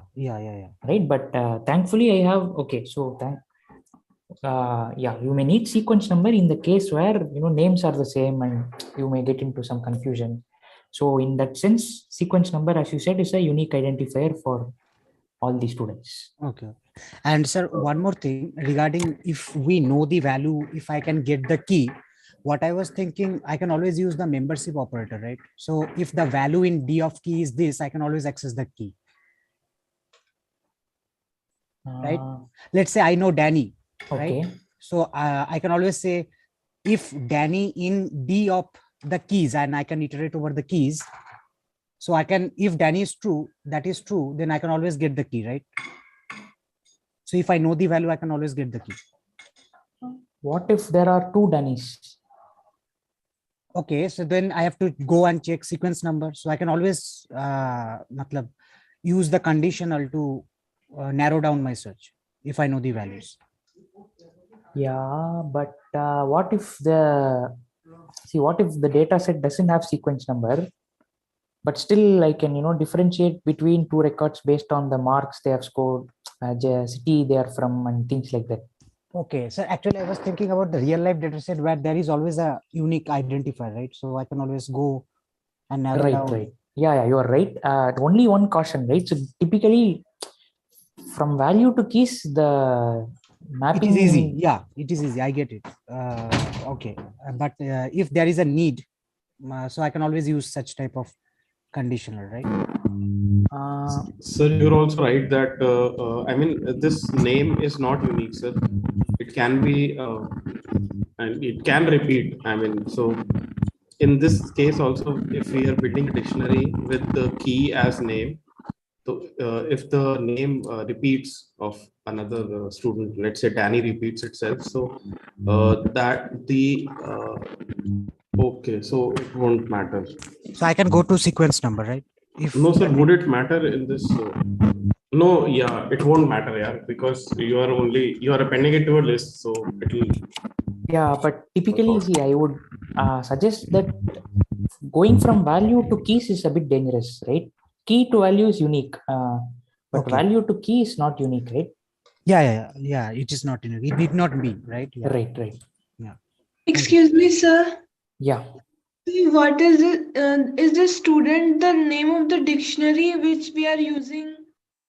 Yeah, student is the variable to refer to a dictionary, one of the student dictionaries. Okay, sir. Okay, so any other questions regarding So this? we can also that for item in score dataset, we can also in that. Yeah, that is also any variable name you can use. Yeah, any variable. Sir, one question. Sometimes in my code, when I type some mistake, might I have been doing, indentation does not work. The command we type, no? Mostly there's a red for and in is coming automatically, no? But sometimes in my computer or something like a mistake I must be doing, it does not come directly. You have to do manually. What is the problem in that? Maybe you are missing out on the colon. So sometimes if you miss out the colon, you will not get the indentation. Colon means where? Okay, no, it is there. It is there. Okay. But still, it is not. Where indentation works or does not work? On which command it is controlled? Should usually work. I am safe. Here also I am doing this command. Code. I am typing the code, but it is not taking right in this code also. Right. I'm not sure. I think I'll have to look at the exact case. Okay. Right. Okay, sir. So any other questions in this PPA, or if not, we'll move on. Sir, I have one more question, sir. So like the data set you have given to us, okay, in this thing, like very it looks to be very very symmetrical data set, okay, and very organized one. So obviously in real time we don't get this kind of data set, okay. Right. So like we might have some some dictionary inside the dictionary that may not be the similar length and similar data structure. Like you take the example of the unstructured data set, right? So in that thing, we don't know what kind of order is about to come. So how could we know, okay, what is there inside, okay, the thing? Is it a list, the dictionary? Do we have some kind of functions to identify, okay, the whatever element we're going to encounter is going to be a list or is going to be a dictionary? Actually, I saw this kind of problem real time. That's the thing I asked you, if you have Yeah. some kind of approach actually. So before processing, is it a list or something? Can we identify what kind of Yeah. thing it is actually? So there are two ways to do it. One is you could say, for example, let's say I have a dictionary here. I have a list dictionary and say tuple. So I have a list dictionary and tuple inside a list. Okay. So I want to do different computation depending on what the item is. So what I can do is, for item in L, I don't know what this item is. If so, there is one straightforward way is, if type of item is double equal to list, then let's say what I want to do is I want to append something to that item. Let's say I want to append 0. And if type of the item is double equal to dict, then I want to add a key, say name 0 to the item. And if type of item double equal to tuple, tuples are immutable, so I don't want to do anything, right? So I just ignore this. So something like this you can do. This is one way of doing it. Now if you look at L has become 1 2 3 0 and 3 4 4 5 0 0 5 6. Okay, so this is anticipating what your type is and then doing some operation based on what the type is. Yeah, sir. Yeah, that answers my question. Thank you, sir. Yeah. Means method should be used according to the data. Yeah. So this is generally not a nice way of doing it. So there is a function called as instance. As instance, I think this is the syntax. Is instance or not as instance. I think is instance. Okay, it's better to use this inbuilt function is instance item comma list, and same here. So is instance item comma dict. This is a more sophisticated way of doing the same thing.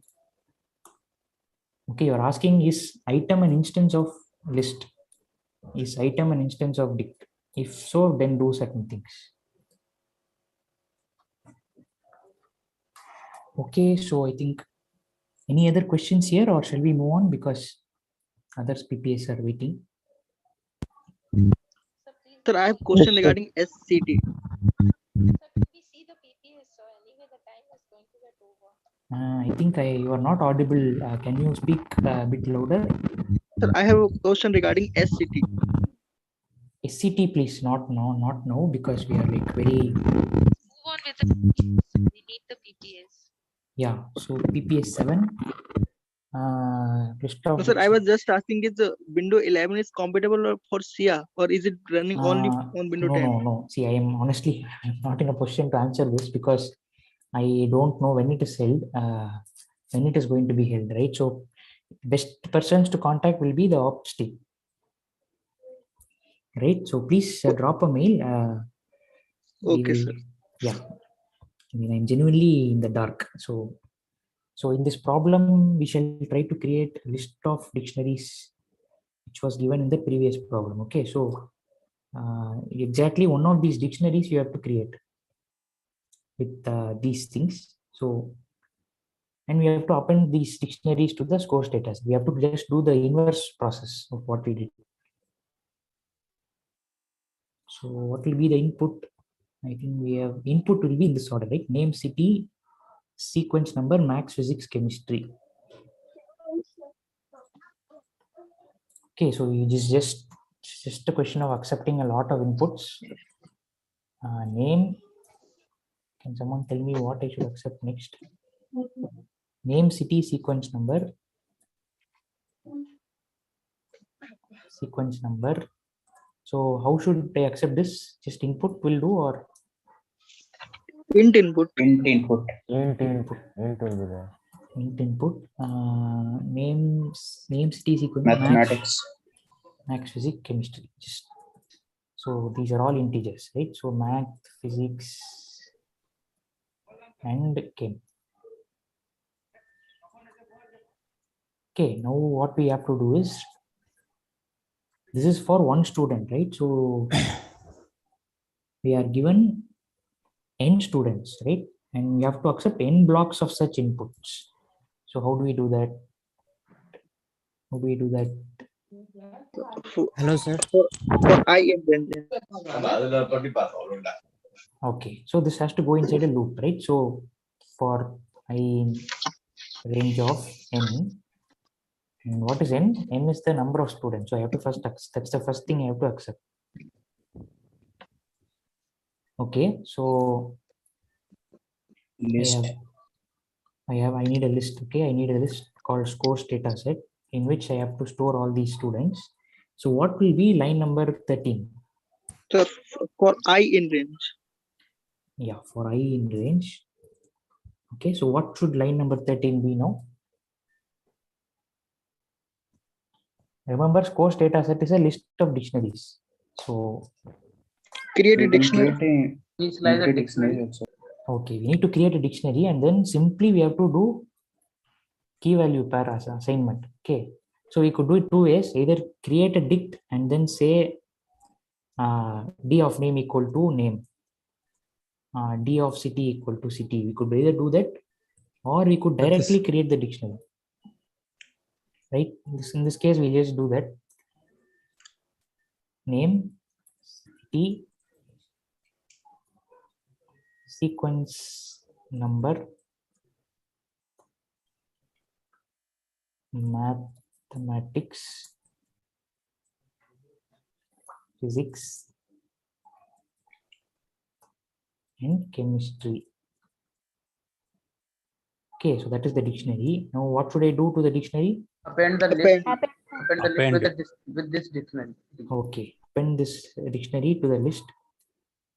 Okay, so that is all right. Here there's no function, so no return, and please don't try printing it. Okay, when we say you do not have to print output to the console, you don't need to print.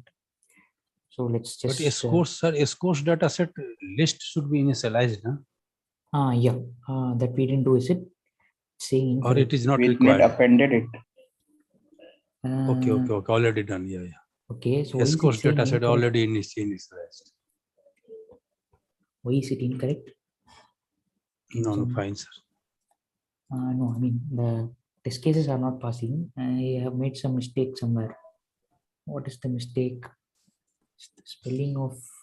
Okay, see when it says incorrect, then if everything seems correct, then you have to go and look at the key names. So sequence number apparently does not have an underscore.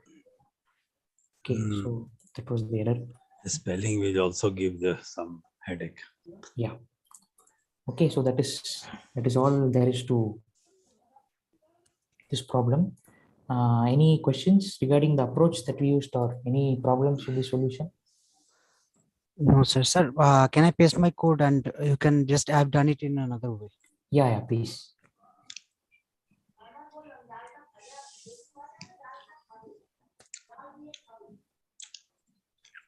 Okay.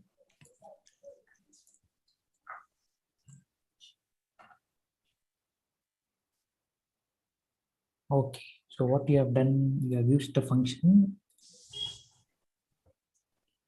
You have also used separate list to store the keys.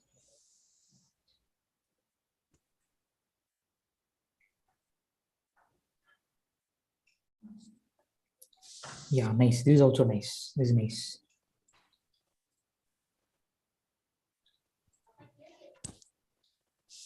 Right, so this is a nice approach where you use a function and also you accept your input depending on what stage you are in the block. Right, so I hope everyone follows this also. Okay, so thanks. Thank you, sir. Yeah, thanks for sharing. And we now move to PP8. Okay, PP8 seems to be quite simple.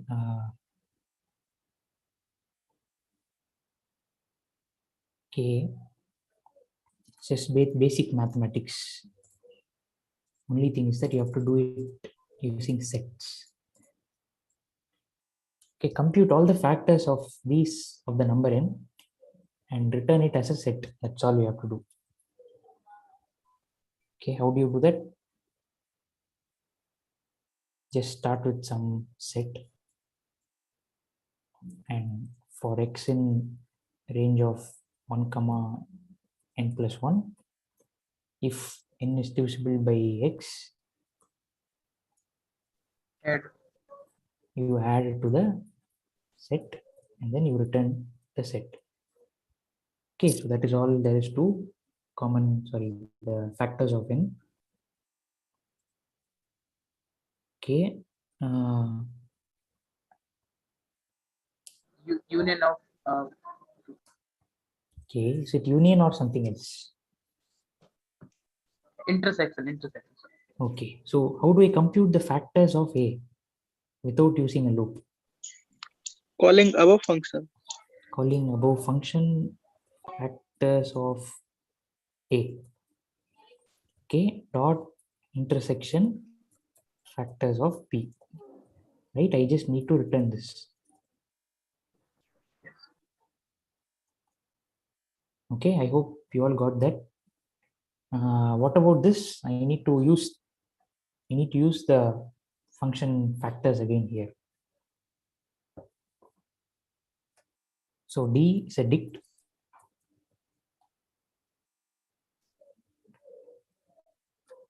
What should be the next line?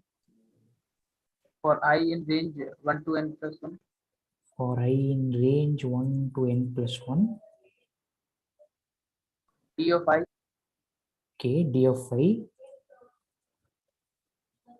Factors of. Okay, factors of I. Right, so that is all there is to all these three functions.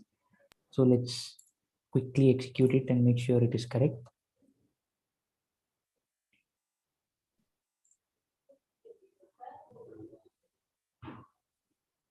Okay, so I'm not spending too much time on this because this is set is not terribly important, but you can figure this out quite easily. This is just basic math. So I'm moving on. You can at any time refer back to the live session. I'm seeing if there are more important questions coming up. 9, 10 is extremely important, so I want to spend time on that. Yes, sir. Actually, in PPA 10, I didn't get all the all the private test cases passed. Right. So yeah. So shall we do 10 first then? Yes, sir. Maybe it's possible. Okay, let's do 10 first and come to 9 later. Scores data set. So again, at least we are safe with the scores data set. It's the same data set. List of dictionaries. So group by city. What you have to do is you have to essentially get hold of all students who are from a particular city, right? And you have to do this for all cities, right? So for example, if you look at the group by city, in this case from Dispur, these three are there. From Srinagar, these three students. From Pune, these three students, right? So you have to create a dictionary that will have city as the key and value as the list of students. First we'll do that. First we'll group the students by city. Okay, so if as a reference, please copy this here so that you have some idea of what the dictionary looks like. The dictionary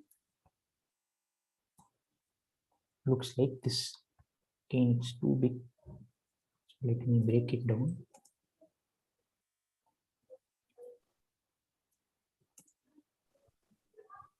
Okay, so we have to group by city and scores data set. So easiest thing as again please look at what you are expected to return.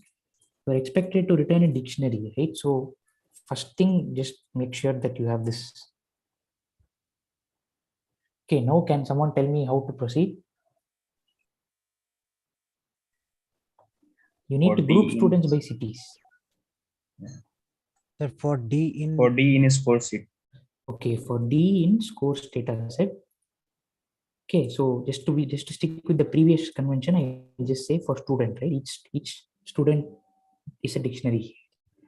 Okay, now what? For every city, we create an empty City dictionary. is equal to For every city, we create what? We create If we let create a us key for every city is equal to D is student city. okay. So first thing, let me just get hold of the city information, where the city the student is from. City is this is the key, right? So yeah. this is the student is from city. Okay.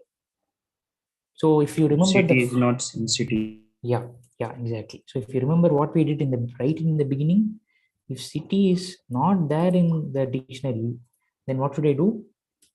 City is equal to empty list. Exactly. So I create an empty list as the value for this particular city. So remember, city is the key. I have an empty list to store all the students from this city. Okay, now what do I need? I need the names of the students, right? So let me get the name of the student. Okay, now what should line number 19 be? City is city plus A is equal to plus equal to name. Okay, so I'll just use append, right? Because we are more used to append. I'll just say I'll append the name of the student. Okay, so I can now return cities. Okay, I'll just pause here. Is there any confusion in this function? Because the second function uses this. The name will be appended in the cities. Yeah, name will be appended in the cities corresponding to the city. Yeah. Question asks the name of the students. Right. So any other any confusion with respect to this function? No, sir. No, sir. Okay. Which means now we have to go to busy cities, right? Busy cities is the tougher part. What is busy cities? It should return a list of cities such that each city has this property. What is the property? Number of students from the city is greater than or equal to the number of students from any other city in the data set. Basically, we are asking for all those cities where maximum number of students have come from. Yes, sir. Yes. Okay, so this is what BC cities is. Okay, so what I'll do is first I'll get hold of the cities dictionary by calling group by city.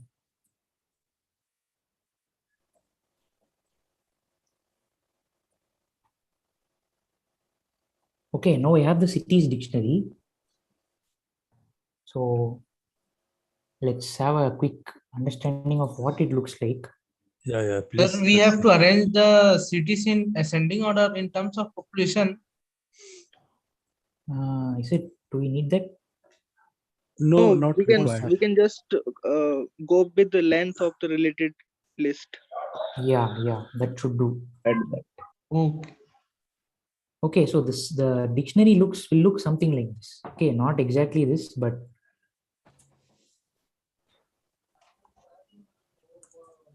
I'll remove these two, not because I don't like them, but considering the time that we have, this is all I can do. Sorry, what am I doing?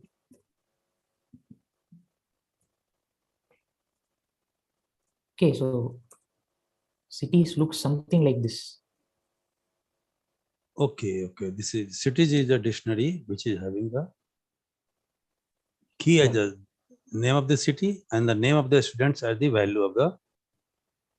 So now we have to return the list of cities where the maximum number of students come from, right? Yeah, where the maximum number of students come from. where maximum number of students come from. So in terms of key value pairs, so this is what is the problem essentially asking you to do.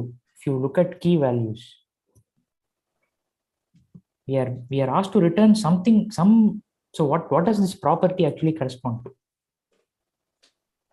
Yeah, list. We are operating on key and values of this dictionary cities. Right. And we have to compare this one. Correct. So now we are asked, so And what does a busy city mean here? Busy city. Most number of students. Maximum number of students. Correct. Maximum number of students. In terms of value, what does that translate to? Length of Length of that Length value. of students. List. Length of the list. Number of the students. value. Okay, length of the value. Now, what property should this length of value satisfy? Should be maximum. Should be maximum, right? So what we are looking for is in a dictionary with key value pairs, right? In a dictionary with key value pairs, where we understand that value is a list. We are looking at all those keys which have maximum Values of maximum length. Yeah, that is better. Which have values of maximum length.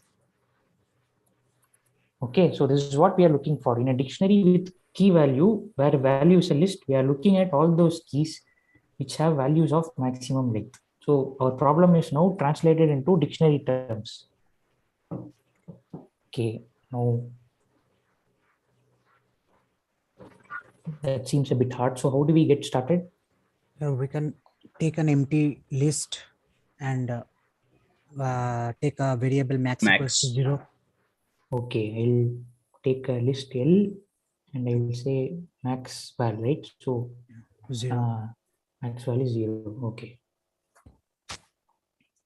Okay, now let me go through the key value pair. Yeah, let's go through the key value pairs in cities. All right, now what check should I do? So if length of value is greater than max. If length of value is greater than the max value, then max value equals to len of. Okay, fine. So then we can check for all those key where the maximum value is equal to the length of the value. All those key, all right. So you want another loop? Yes, I have done with another loop. Okay, right. So let us try to do it in a single loop. Now, what happens if length of value is equal to the maximum value? What should I do then? So we can append the append. Right, we can append this particular key to the list, but I must make sure that I first create a list here, right?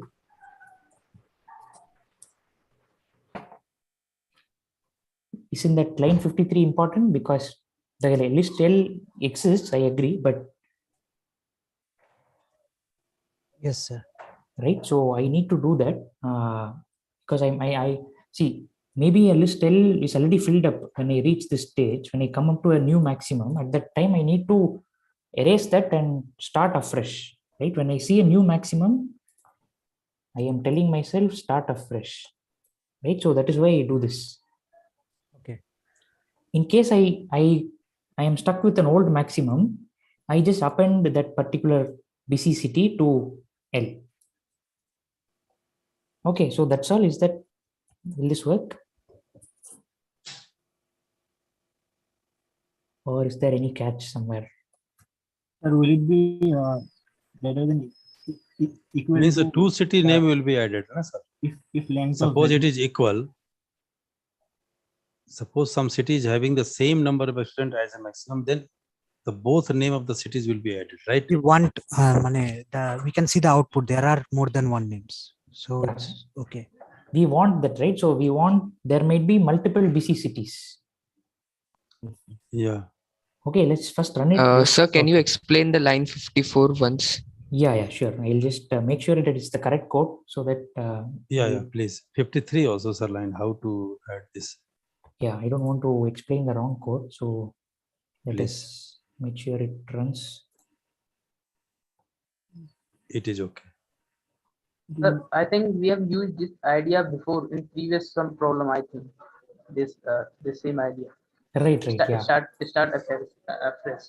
Right. Okay, so which one?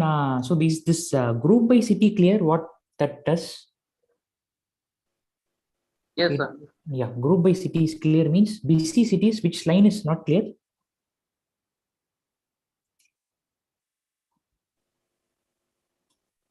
Can you tell me?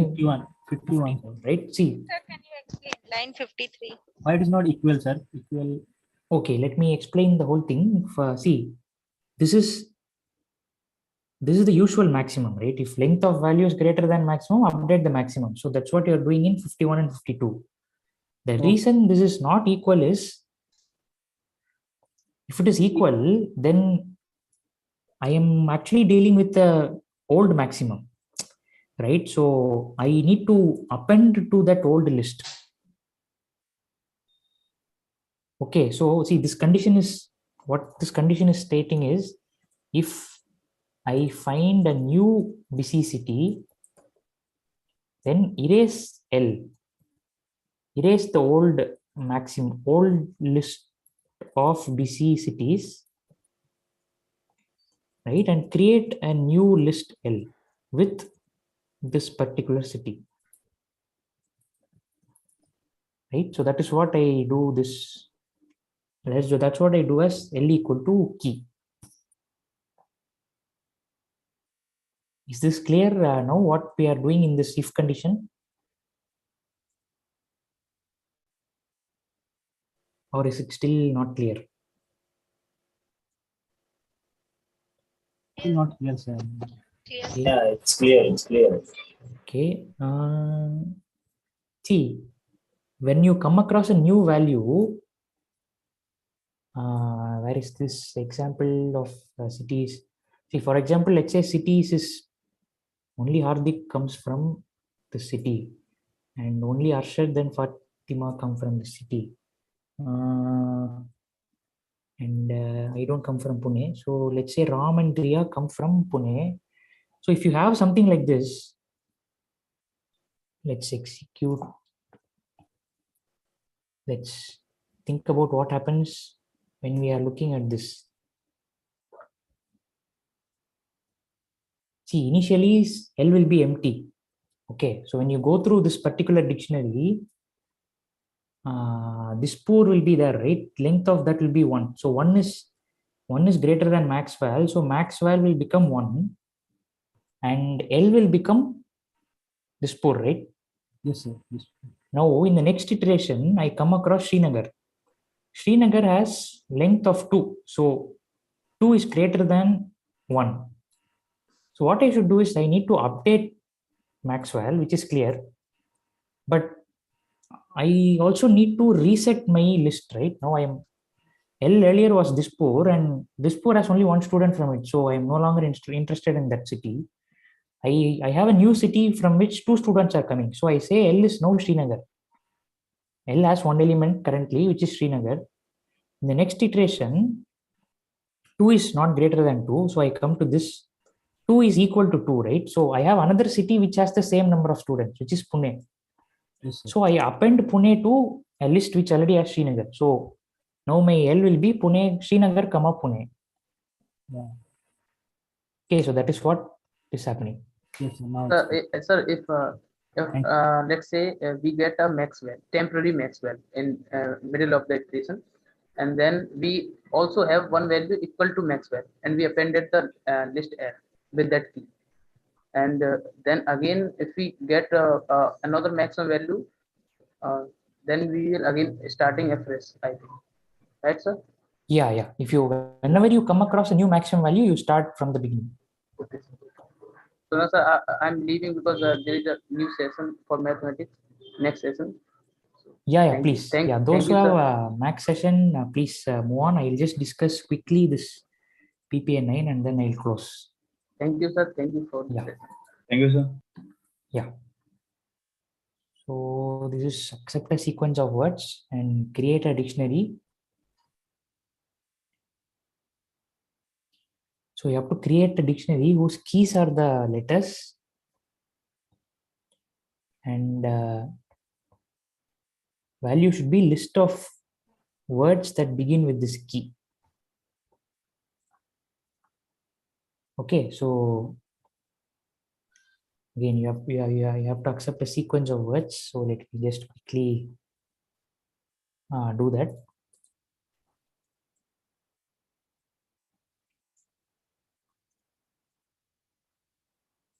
So how do we do this? Yeah. So first thing, you get the input, split it by comma. Right. So you have a frequency dictionary, right? So, or sorry, real dict. It's called real dict. Real dict.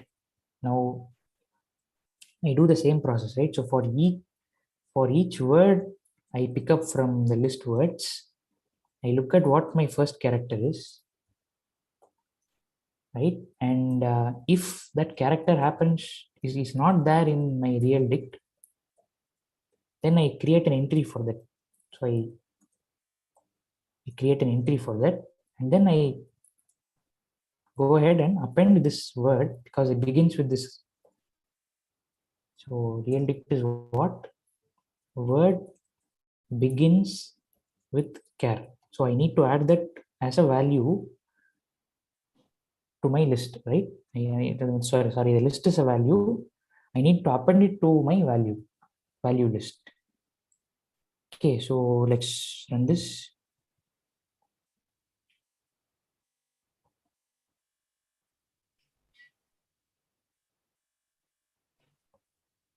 Right, so I hope that is clear for those of you who are still there.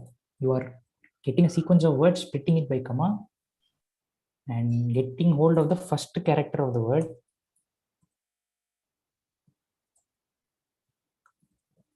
Okay, if it is not there, then make an entry corresponding to this character. And now, since this word begins with this character, you append it to real dict of character. So remember that is a list. All right. Sir, please explain line number 12. Yeah, see this. This is what we did in the beginning, right? If this character is not there in the dictionary so far, so if I am, so for example, if you come across the first word apple, A is not a key in real dict because I start with an empty dictionary. So what I do here is I say, okay, create a key for that, create a key value pair such that the key is the string A, value is a list, empty list.